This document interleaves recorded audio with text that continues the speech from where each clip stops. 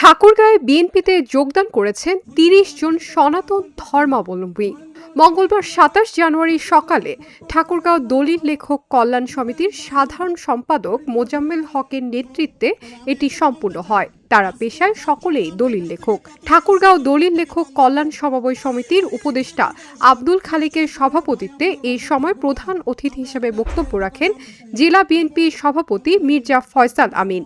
আগামী সুন্দর বাংলাদেশ গড়ার লক্ষ্যে ধানের শীষে ভোট দিয়ে জনগণের সেবা করার সুযোগ দিতে সবার সহযোগিতা কামনা করা হয়।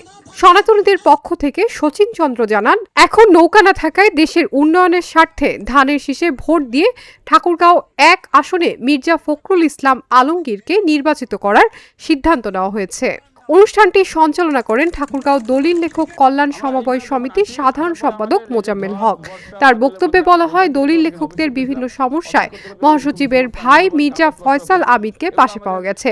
বর্তমানে নির্দিষ্ট বসার স্থান না থাকায় কাজের জটিলতা সৃষ্টি হয়েছে বলে জানানো হয় এবং এই সমস্যার সমাধানে সহযোগিতা কামনা করা হয়। অভিভাবক হিসাবে আমি ফয়সাল ভাইকে বারবার আমরা গেছি, ওখানে ফয়সাল ভাই আমাদের সুন্দর দিক নির্দেশনা দিয়েছেন এবং ওনার সর্বোপরি সহযোগিতা করছেন।